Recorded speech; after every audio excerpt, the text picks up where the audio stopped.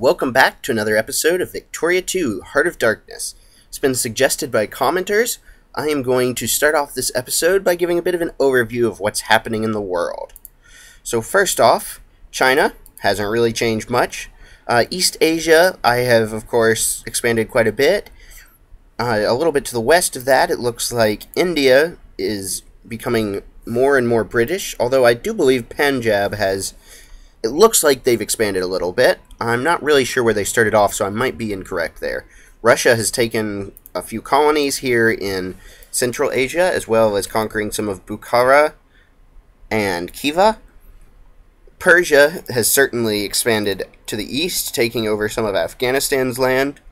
And here in Europe, France is currently in a big war with Spain, with Spain winning this one by the looks of it. Spain and Austria, with the Netherlands, Austria, and Spain versus... the Netherlands, Austria, and Spain versus France. And Luxembourg. I'm not sure why Luxembourg got dragged in there, but... because they are a satellite of the Netherlands. Alright. Great Britain has, or the UK, has taken parts of Sweden, and Norway has been released, presumably as a result of the UK declaring war on Sweden and forcing that war goal. Other than that, looks like Prussia has taken parts of Austria as well as parts of France, taking Alsace-Lorraine. So they are in a pretty good position to become Germany, or at least the North German Federation here at some point. Looking at Africa, not much has happened since the last time we looked over here. Portugal's expanded ever so slightly. But other than that, Transvaal started that size. Nothing else has really happened.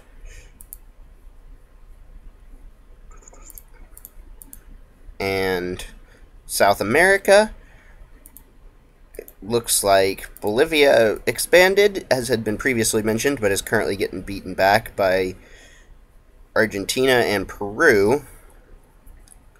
It would appear Colombia has expanded and taken some of Brazilian land. In North America, the U.S. continues to war on Mexico to take every last core, and probably will take some more after this war as well.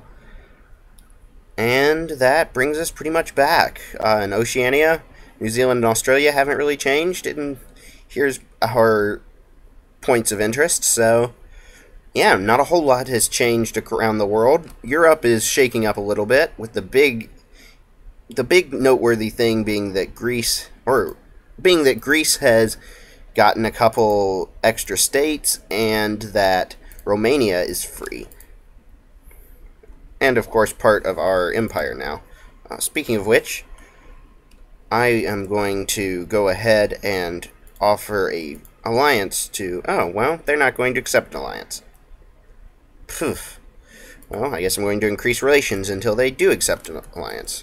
No reason to keep something in my sphere that won't even ally with me. Well, I mean, there are reasons, but I want them to ally with me. Let's put it that way. Before we unpause, looking at all of these, looking at the different diplomatic screen, we want to pull Spain, we want to keep Spain out of anyone else's sphere, and I'm going to raise the influence in Romania a little bit just to keep Russia down. Once I get to 65, I'm going to ban Russia, but for the moment, I will let that be. Since the Netherlands is rather occupied at the moment, I'm going to slowly decrease relations. One more will do it, so in another month, or another 2 weeks, excuse me, I will start justifying a war for a place in the sun so that I can get some of this beautiful, either Java or Sumatra. I'm thinking probably Java. Java is a very rich area, a lot of people, a lot of fruit, which is one of the big things I import, and a lot of coffee, which is a big seller. Oh, and I didn't even realize Bali is still its own independent country over here, so I may have to conquer them next. Huh. Shows what happens when you overlook things. But for the moment, well, that's the plan right now anyways, is to justify a war. I might actually go after Bali first, just because with all of these allies, I'm not really sure that I want to deal with Spain and Austria at the same time. Mostly because of their navies. But either way, I'm going to move the steam transports over.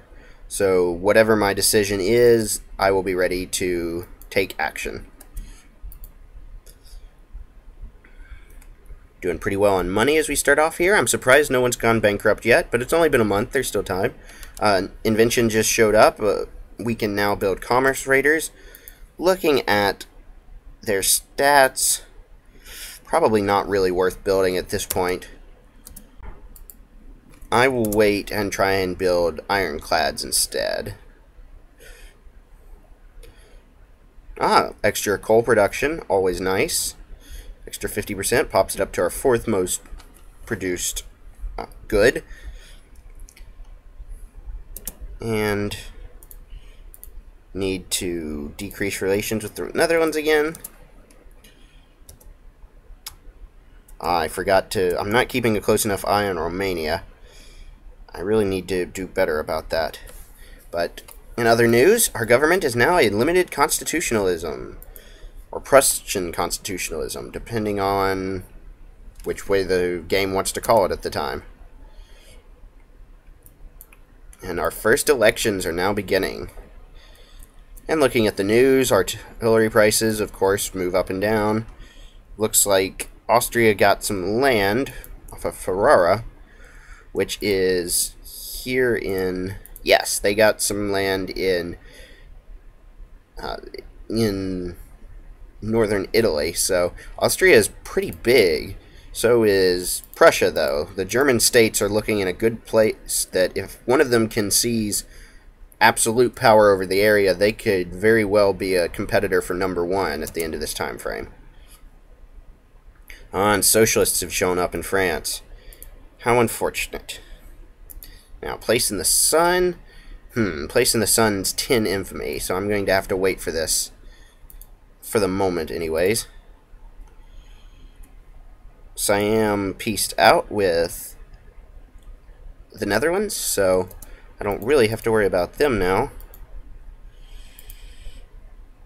Demand concessions.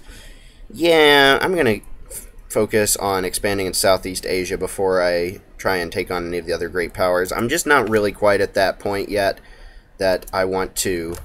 I'm not quite at the point where I'm comfortable with my army to be able to take on the Netherlands, even if I outnumber them locally. So, although it has been suggested a couple times in comments, and I will eventually take on the Netherlands, for now, I'm going to keep aiming at small fish. Alright, I really want the current faction to win this one, and their protectionism, so I'm going to choose the one that gives the most protectionist. Looking at all this money we're making, lower taxes a little bit on the poor. Let them keep a little bit more of their money. Again, looking to get the conservative faction, so going with moralism. All of these decisions, I'm just going to choose what is necessary to keep the status quo. None of the other factions are ones that I really want, since there's still not anything that has interventionalism, unfortunately. So I'm okay with state capitalism. Looking at my populations, wow, Kansai's huge now. And I'm soon going to move over these national foci from these two places, since it's almost to 0.1%. I'm going to show empty states. Let's see. Pyongyang, Seoul, and there's somewhere that I'm going to be building a cement factory. So right now I'm just looking for where might be the best place to do that. And looking at these, it looks like Sarawon, or perhaps Busan. Yeah, Busan will be the best one to build in. So I'm going to build a cement factory there. I'll probably have to subsidize it at least for a while, but in the long run, it's definitely worth it. Since all of these are making money and this one's starting to fill up, I'm going to expand a couple of these factories. Ooh, and that destroyed my finances, so I'm going to raise the taxes on the poor again. They can afford to pay for the rich, right? Well, interventionalism doesn't really help us here since none of these are interventionalist, so just going to choose the lowest effect of any of these. Extra CB generation speed. Excellent, excellent. Extra T, or I'm going to... The options here are extra T in our stockpile, not that useful. Lowering militancy and consciousness of the poor in this province, also not that useful. Or some extra money for the capitalists there. I'm going to make sure that... Where is Osaka? I want to make sure that there are actually capitalists in Osaka before I make that decision. And that's not... There are indeed, so... Ooh, a lot of them. Yeah, because it's in our largest state. So I'm definitely going to give them that money. It'll probably just switch right over to the National Bank, which will in turn turn around and be used to... It will be used for investments in industry. Certainly something that we could use more of. Now our ammunition factory just popped up with that invention. Very nice. Once again, going to choose protectionism here. And our CB was found, but only 2 infamy. Certainly nothing to complain about too loudly. I'm going to move this army to be ready to attack Burma with full force as soon as I get the CB. And while that's finishing up, Burma's capital is way up here. So I'm probably going to try and take Chiang Mai as the state. Although Laos isn't a terrible idea either. I will see... No, I'm going to go with Chiang Mai. The opium will be worthwhile, especially as demand for it increases over time. It's in high demand already, so any additional will be great. The UK being the main producer already, but that's okay. I certainly want pro-military for this, and so I'm going to choose the lowest choice for this pacifism. Navy's just got faster through that invention. Nice boost. And looking back at these factories, I'm going to hide the empty states once more. Doesn't look like anything else really needs to be expanded at this moment. Oh, well, definitely going to expand the fertilizer factory, so... Which took out a slight amount of loans. Going to pay that off right now, since I can afford to. There we go, another nice, well, relatively nice... Let me restart that. Another event for the elections. Going to go with moralism, as is the plan. I really want court faction in power. Even if they don't end up winning, I can always put them back in power, but it will piss off anyone who doesn't support that faction. And there we go. We just got this CB for demand concession, and Dynam has broken their pact with Burma, so no time like the present to demand concession. Chiang Mai. And let's get rolling over these Burmese. I could add Spain to my sphere of influence, but considering I eventually want to take the Philippines from them, I will be content to simply keep everybody else out. At the same time, I'm going to decrease the opinion of Romania, of the Russians, just to make sure nobody else will, or just to keep them at sort of an arm's length. And for Spain, I'm going to decrease opinion of France. Again, keep them at arm's length. This way no one can directly affect me without upping their opinion quite a bit more. If I can catch up to 65 before the Netherlands hits 50, I will ban them as well. But that's a big if. There we go. Now something that I can choose pro-military for, and so choosing pro-military. Starting to occupy Burma. This should not be a hard war. Looking at the news, the Vietnamese seem to be a big fan of us, and Prussia and Austria are at war. That should throw a little bit of a wrench in the whole France-Austria war, so this will be interesting to keep an eye on. Looking at the diplomatic map mode, wherever it is,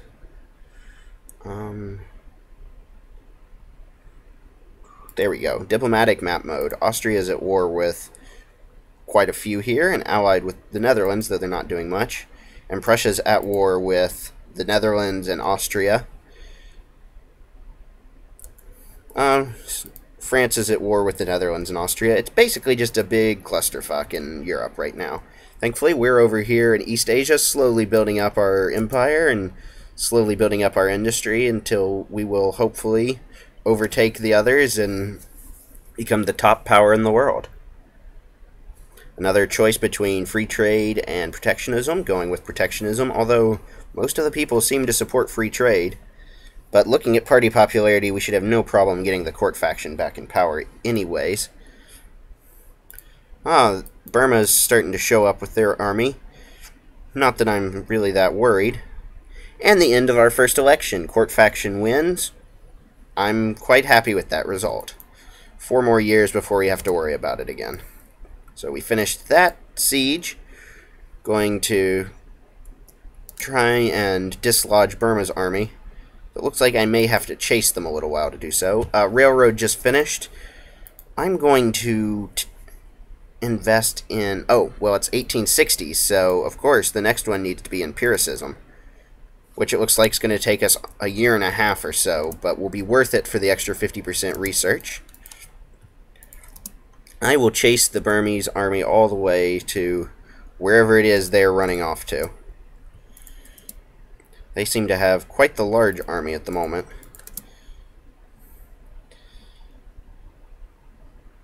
And there's some extra organization for the Navy. I need to replace this general with one that has some additional speed if I have one. There we go. I'm going to lose 0.07 prestige because you can't change from a leader to a lower prestige leader while at war, but it's a very low prestige loss. It will be worth it for the extra prestige that I can get from actually catching these armies. So I'm going to try and chase them off again and then chase them back through the mountains.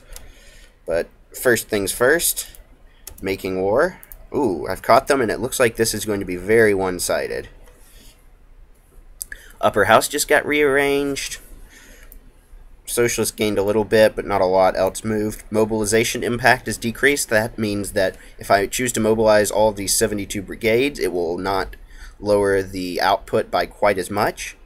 And a machine part factory is now producible, as well as a nice boost to ammunition and glass. Pretty nice month for those inventions.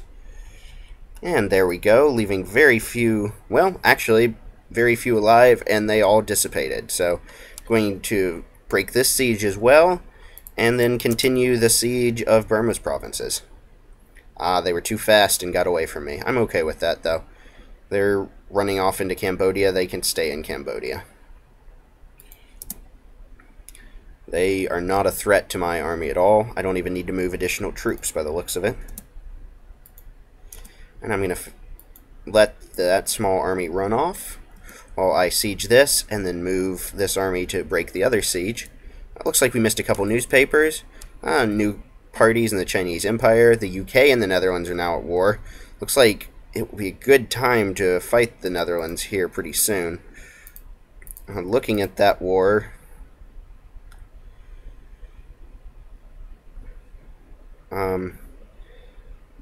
Netherlands is at war with a bunch of different people at the moment, but it looks like the UK is trying to acquire Dutch Guiana, which is here in South America. Should not take them very long to win that war. It will be interesting to see if Denmark gets them to give up Vlaanderen, though, which is a quite valuable state here on the edge of France. It was kind of odd that they decided to add that, but maybe Denmark's trying to move towards great power status. The newest newspaper, Ethiopia and Egypt are at war. Cambodia is afraid of us. Bali thinks we like them, but we really don't. We will be invading them as soon as we can get the CB. And yeah, that was pretty much all there. Running a little low on cash. Going to raise taxes on the middle and the rich again. Just all I really want to do is break about even while at war, because I can build up a nice nest egg as soon as I go back to peace. Alright, finished that conquests, or finished that siege, I guess. Occupations might be the right word. So going to try and break the siege here that Burma is currently instigating, and then continue with occupying more of this state that will soon be Japanese. Oh my. It would appear that we cannot...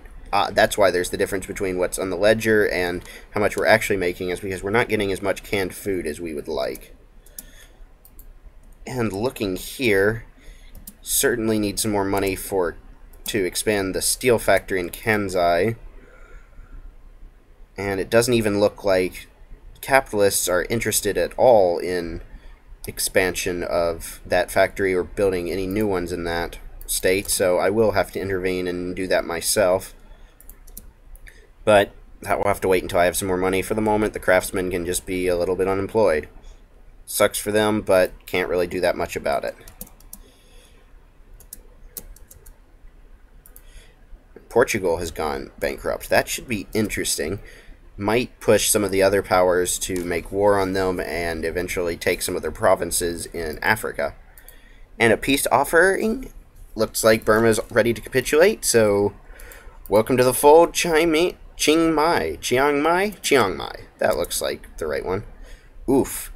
Unfortunately, a flu pandemic's just shown up, and for the extra... to save the 4 months of minus 0.1% population growth is probably worth the 90k in treasury, so that's the choice I'm going to make. And just move this army into a central location here, and then let money build up a little bit before I drop down taxes again, just because I really do need to expand this factory and need about 15,000 pounds to do so. Looking at the newspaper, Switzerland is afraid of Austria, which, fair enough thing to be afraid of. Some new inventions and such, and we expanded. Good for us.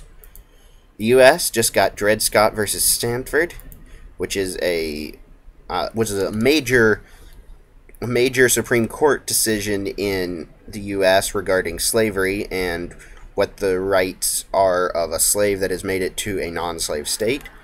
That will probably push the U.S. closer and closer to the Civil War. For their sake, I hope they manage to finish this war with Mexico before it breaks out.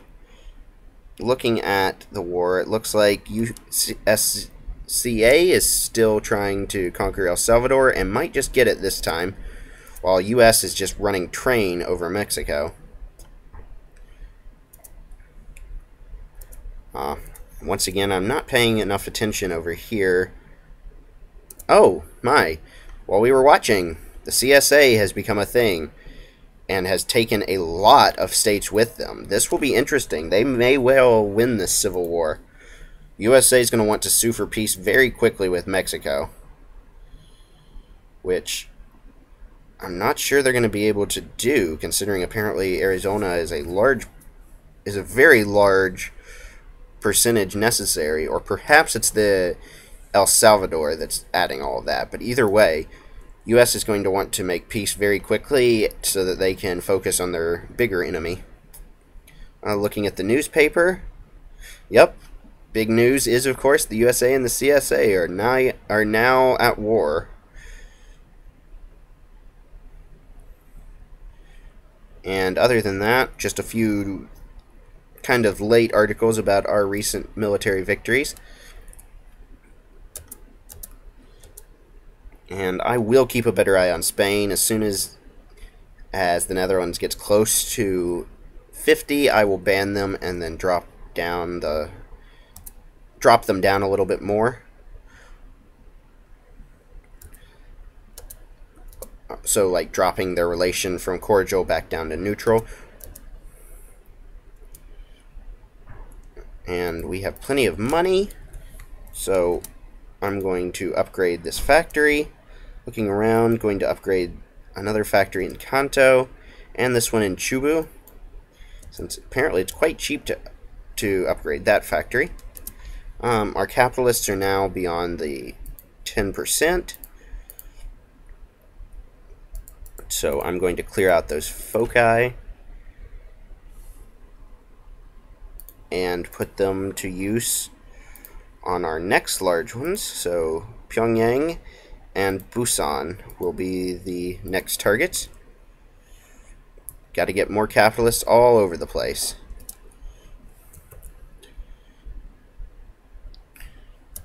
We're still sitting at 6th in great power, but we have moved up to number 4 in industrial power and are continuing to grow.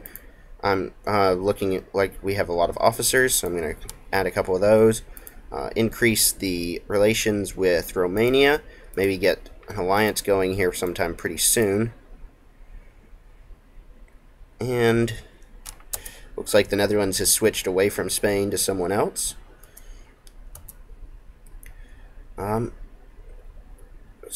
So yeah, I'm going to stop it here once it hits January 1st, 1862. Hanover goes bankrupt before I can even do that. So this is where I'm going to stop it for today. We are getting close to increasing our tech speed even further, making money hand over foot. Industrial power, we're slowly creeping up in the rankings.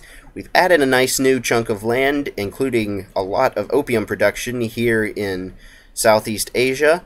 And considering we barely gained much infamy from that, we'll be eyeing the Netherlands here pretty soon. Although, unfortunately, as a result of the war between the UK and the Netherlands, the UK now owns Sumatra, which is not exactly what I want to have as far as a neighbor goes. Warmongering, large and powerful, is not a good neighbor, but I was going to be their neighbor through Burma eventually anyways. The key will simply be to build up enough so that by the time I have to go to war with them, I will be ready to win. So, thank you for watching, and check back soon for more Victoria 2, Heart of Darkness.